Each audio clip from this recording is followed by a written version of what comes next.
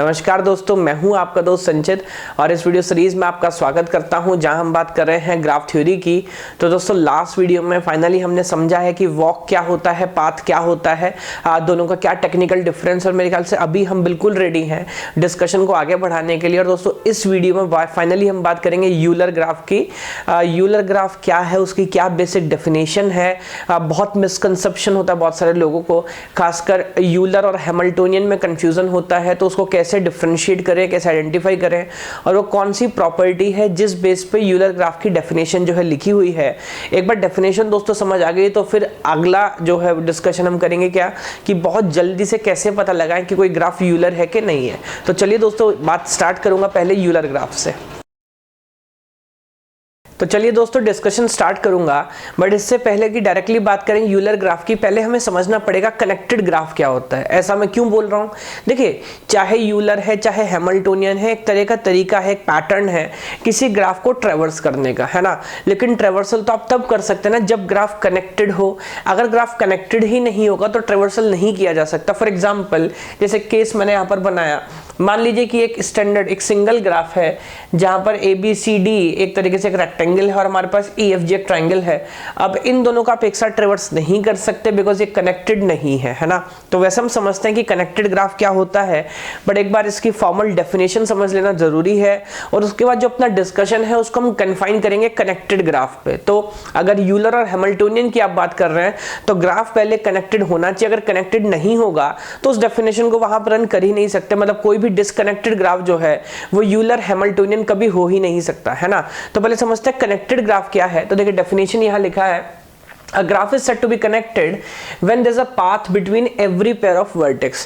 तो किसी भी ग्राफ को हम दोस्तों कनेक्टेड बोल सकते हैं क्या, when there's a path। अब देखिए वही पाथ और वॉक की बात जो लास्ट वीडियो में हमने सीखी थी, when there is a path between every pair of vertex। तो आप कोई भी दो पेयर ऑफ वर्टेक्स लीजिए, उनके बीच में एक पाथ होना चाहिए। जैसे फॉर एग्जाम्पल इस वाले ग्राफ में आप देखिए, क्या A से B के पास कोई पाथ है, यहाँ तो डायरेक्टेड एज है, एडजेसेंट वर्टिसेस हैं, बट क्या A से C के लिए भी कोई पाथ है? जी बिल्कुल, बहुत सारे रास्ते हो सकते हैं। आप A से D, D से E आ सकते हैं, A से B, B से C आ सकते हैं, और बहुत सारे पैटर्न हो सकते हैं। तो of course there is a path. इसका मतलब ये सिस्टम कनेक्टेड है। वैसे मेरे ख्याल से डेफिनेशन पर बहुत जोर देने की जरूरत नहीं, बिकॉज आपको लॉजिकली समझ आता है कि कनेक्टेड कौन सा स्ट्रक्चर है। अब क्या ये ग्राफ कनेक्टेड है? तो देखिए लेट मी से A से D के पास तो पाथ है, you can go from A to C then C to D, but A से E के लिए कोई पाथ, कोई रास्ता नहीं है। तो इसका मतलब जो पहले वाला हमारा जो ग्राफ हुआ ये कनेक्टेड नहीं है। तो फाइनली हम बोल सकते हैं कि ग्राफ जो है वो कनेक्टेड कब होता है, जब किसी भी दो पेयर ऑफ वर्टेक्स के बीच में जो है एक पाथ अवेलेबल हो। दोस्तों बात बहुत आसान है, सरल है, लेकिन कभी कभी डेफिनेशंस की वजह से कंफ्यूजन हो जाता है। तो दोबारा मैं आपको याद दिला दूं, जितना भी हम डिस्कशन करेंगे वो सिर्फ उन्हीं ग्राफ्स पे करेंगे जो ग्राफ पहले से कनेक्टेड हो, ठीक है। अब देखिए अगली बात करते हैं, स्टेप बाय स्टेप समझिएगा, इसमें थोड़ा कंफ्यूजन हो जाता है। तो पहले बात करता हूं यूलर सर्किट या यूलर साइकिल क्या है। सर्किट साइकिल एक ही बात है। अ क्लोज्ड वॉक, अब देखिए वॉक और क्लोज्ड होना चाहिए। लास्ट वीडियो में हमने समझा है क्लोज्ड का मतलब जिस वर्टेक्स से स्टार्ट करेंगे उसी वर्टेक्स पे खत्म भी हम करने वाले हैं। और वॉक हम जानते हैं, वॉक एक ट्रेवर्सल सीक्वेंस है जहां पर हम जानते हैं कि वर्टिसेस रिपीट हो सकते हैं बट एजेस रिपीट नहीं हो सकती, है ना। पाथ का एक सबसेट, पाथ का एक समझिए थोड़ा लिबरल फॉर्म है। वर्टेक्स रिपीट हो सकते हैं, एजेस रिपीट नहीं हो सकती। A closed walk which visit every edge of the graph exactly once. तो देखिए एक रिस्ट्रिक्शन लगा दिया कि अब आप ट्रेवर्स तो कर सकते हैं, वॉक होना चाहिए, क्लोज वॉक होना चाहिए, बट ऐसे ही नहीं, ग्राफ के सारे एज कवर होने चाहिए। अगर सारे एज कवर होंगे दोस्तों तो हम बोल सकते हैं कि ये हमारा जो है यूलर वॉक या यूलर सर्किट या यूलर साइकिल है। फॉर एग्जांपल मैं आपको समझाऊं, सपोज करिए ये ग्राफ हमारे पास है, तो लाइक A से गए B, B से गए D और D से फिर वापस आ गए हम A पर। ये ट्रायंगल हमने कवर करके वापस आए। तो क्या ये एक क्लोज्ड वॉक है? जी बिल्कुल क्लोज्ड वॉक है। एक पॉइंट से स्टार्ट किया और उसी पॉइंट पे हम वापस आ गए, हमने किसी एज को रिपीट नहीं किया, है ना। लेकिन ये यूलर वॉक नहीं है, या आप बोल सकते हैं यूलर सर्किट नहीं है। वो क्यों? यूलर सर्किट बोलता है आपको ट्रेवर्स तो करना है लेकिन हर एज को एक बार ट्रेवर्स करना जरूरी है, एग्जैक्टली वंस अपन क्यों बोल सकते हैं, देखिए एक से ज्यादा बार किसी एज को हम ट्रेवर्स कर ही नहीं सकते, बिकॉज तब वो वॉक ही नहीं रहेगा, और एक से कम भी अब नहीं करना है, वरना फिर वो यूलर वाली प्रॉपर्टी जो है वो सेटिस्फाई नहीं करता। तो बेसिक सी बात है, जनरल बोल दूं तो किसी एक पॉइंट से स्टार्ट करना है और ग्राफ के सारे एजेस को ट्रेवर्स करने के बाद उसी पॉइंट पर, उसी वर्टेक्स पर हमको एंड करना है। अगर आप ऐसा कर पाते हैं तो उस साइकिल को, या दोस्तों उस सर्किट को हम बोलते हैं यूलर साइकिल या यूलर सर्किट। ये एक बेसिक सी बात है। अब एक और बात, क्या वर्टेक्स रिपीट हो सकते हैं? जी बिल्कुल याद रखिएगा, वर्टेक्स रिपीट हो सकते हैं, बिकॉज अगेन वॉक वाली कहानी, वर्टेक्स कैन बी रिपीटेड लेकिन एजेस रिपीट नहीं हो सकते, है ना। तो इसका अब यूलर ग्राफ से क्या देना देना है दोस्तों, तो डायरेक्ट डेफिनेशन यही है, a graph ji which contains a Euler cycle is called a Euler graph. तो अगर किसी ग्राफ के अंदर इस तरह का ट्रेवर्स सीक्वेंस अवेलेबल है तो दोस्तों उसको हम बोलते हैं यूलर ग्राफ। मतलब ये मैंने स्टैंडर्ड तरीके से क्यों लिखा, ताकि थोड़ा कंफ्यूजन ना हो, वरना आप डायरेक्टली ऐसे ही बोल सकते हैं उस ग्राफ को यूलर ग्राफ कहते हैं, उस ग्राफ को यूलर ग्राफ कहते हैं जहां पर किसी भी वर्टेक्स से स्टार्ट करने के बाद एक ऐसा ट्रेवर्सल सीक्वेंस हो कि मैं सारे एजेस को एग्जैक्टली एक बार ट्रेवर्स करूं और उसी वर्टेक्स पे एंड करूं जिस वर्टेक्स से मैंने स्टार्ट किया है। किसी भी वर्टेक्स से स्टार्ट करने के बाद सारे लगातार हम आगे चलते जाएं, सारे एजेस को एग्जैक्टली एक बार, ना एक से कम ना एक से ज्यादा, मैं एक बार ट्रेवर्स करूं और उसी वर्टेक्स पे एंड करूं जिस पे मैंने स्टार्ट किया था। अगर मैं ऐसा कर पाता हूं तो जो साइकिल आपने बनाई उसको बोलते हैं यूलर साइकिल, और जिस ग्राफ के अंदर ये यूलर साइकिल है दोस्तों उसको बोलते हैं यूलर ग्राफ। तो बड़ी स्पेसिफिक सी डेफिनेशन है। एक और बात बाद में हम समझेंगे हैमिल्टोनियन, जहां पर हम कंसंट्रेट करेंगे वर्टिसेस पे, तो आपको कंफ्यूजन ना हो तो याद रखिएगा ई से यूलर एंड ई से एजेस, है ना। तो इंपॉर्टेंट बात है, ई से यूलर ई से एज, तो ध्यान रखिएगा जब वर्टेक्स की बात हो तो जो बचा वो हैमिल्टोनियन है, बाकी यूलर जो है वो कंसंट्रेट करता है किस पे, एजेस पे। तो मेरे ख्याल से अब इन क्वेश्चंस को हम सॉल्व कर सकते हैं। दोस्तों पहला केस देखिए, अभी बड़ी ऑब्वियस बात है, क्या यहां पर कोई ऐसा ट्रेवर्सल सीक्वेंस हो सकता है दोस्तों कि किसी एक वर्टेक्स से स्टार्ट करें और सारे के सारे ट्रेवर्स करने के बाद हम उसी वर्टेक्स पे एंड करें? तो कॉमन सेंस बात है, नहीं हो सकता, बिकॉज ग्राफ कनेक्टेड ही नहीं है, और अगर ग्राफ कनेक्टेड नहीं है तो फिर ऐसा सीक्वेंस जो है वो एग्जिस्ट नहीं करेगा, है ना, ट्रेवर्सल ही नहीं हो सकता। अब यहां पे आप देखिए, ये बड़ा अच्छा केस है, किसी भी एक पॉइंट से स्टार्ट करना है और सारे के सारे सिस्टम को ट्रेवर्स करने के बाद एजेस को एग्जैक्टली एक बार ट्रेवर्स करने के बाद उसी पॉइंट पे एड करना है। तो मान लीजिए कि मैं ए से गया डी, थोड़ा ड्रॉ करते चलता हूँ, ए से गया डी। अब देखिए मुझे वापस आना है कहाँ तक, बी तक। अब मेरे पास दो रास्ते हैं, या तो मैं आगे जाता हूँ वाया बी, बट ऐसे अगर गया तो दोबारा यहाँ पे नहीं आ पाऊंगा, डेडलॉक में फंस जाऊंगा, या तो मैं यहाँ से आगे गया और फिर इन दोनों जिसको ट्रेवर्स करने के बाद आगे गया। पर आप देख रही है दोनों एक दूसरे के पैरेलल में हैं, तो फिर मुझे एंड करना है ए पर ही। तो प्रॉब्लम क्या है, आप इसको किसी भी तरह से ट्रेवर्स करें, अब थोड़ा प्रैक्टिस करने के बाद आप समझेंगे, किसी भी तरीके से ट्रेवर्स करने के बाद ऐसा ट्रेवर्सल सीक्वेंस आपको नहीं मिलेगा कि यूलर साइकिल आपकी बन जाए। और ऑफ कोर्स अगर यहां पे यूलर साइकिल नहीं है तो अभी बात पक्की है कि ये ग्राफ यूलर ग्राफ नहीं है। अगला पैटर्न देखिए, तो ऑफ कोर्स क्या यहां पर कोई पैटर्न हो सकता है, तो हम ट्राई कर सकते हैं। तो लेट मी से, सपोज करिए हमने ए से स्टार्ट किया, हम ए से गए एफ पे, एफ से ऑफ कोर्स कोई रास्ता नहीं है, हम गए ई के पास और हमको पूरा सीक्वेंस ट्रेवर्स करना है। ई से आप ए होते हुए सपोज करिए बी के पास गए और हमको ये पूरी सीक्वेंस जो है वो ट्रेवर्स करनी है। तो वाया बी होते हुए हम डी से फिर ई, ई से बी, देन बी से सी, सी से डी और डी से दोबारा देखिए हम आ गए ए के पास। थोड़ा कॉम्प्लेक्स जरूर है, बाद में कुछ शॉर्टकट टेक्निक भी आपको बताऊंगा, बट ऑफ कोर्स आप देख सकते हैं कि मैंने ए से स्टार्ट किया और कुछ ट्रेवर्सल पैटर्न फॉलो करने के बाद मैं दोबारा कहां पहुंचा, ए पर।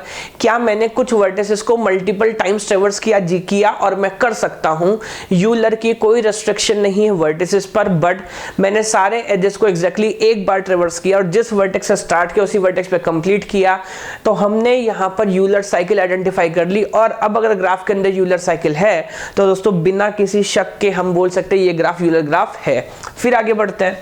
अब देखिए कुछ अजीब सा सिस्टम है, इसको वैसे इन जनरल ग्राफ से बोलते हैं स्टार ग्राफ। एक ही वर्टेक्स है, मान लीजिए सी और सी सभी लोग कनेक्टेड हैं, तो मेरे ख्याल से बड़ी ऑब्वियस बात है, आप किसी भी पैटर्न से स्टार्ट करेंगे ना तो वापस आपको आना पड़ेगा। तो कोई पैटर्न पॉसिबल नहीं होगा कि यहाँ पे यूलर साइकिल बन पाए, तो ऑफकोर्स ये ग्राफ यूलर ग्राफ नहीं है। आखिरी केस देखते हैं, क्या यहाँ पर इस तरह का सीक्वेंस बन सकता है। मान लीजिए डी से स्टार्ट करता हूं तो डी से जाते हैं, ए से गए बी, और सारी सीक्वेंस हमको ट्रेवर्स करनी है, फिर हम आए डी के पास, और मान लीजिए इस बार वाया एफ होते हुए बी, और फिर बी से सी होते हुए दोबारा हम आ गए डी के पास। तो अब देख रहे हैं यहाँ पर भी ऐसा पैटर्न बनाया जा सकता था। तो ऑफ कोर्स हमारे पास यूलर साइकिल है। दोबारा सेम बात रिपीट करूंगा ताकि याद रहे आपको, भाई वर्टेक्स रिपीट किए हमने और किए जा सकते हैं, एजेस रिपीट नहीं की, सारे एजेस को एक ही बार ट्रेवर्स किया, जिस वर्टेक्स से स्टार्ट किया उसी वर्टेक्स पे एंड किया, तो ऑफ कोर्स ये ग्राफ दोस्तों बन जाता है यूलर ग्राफ, है ना।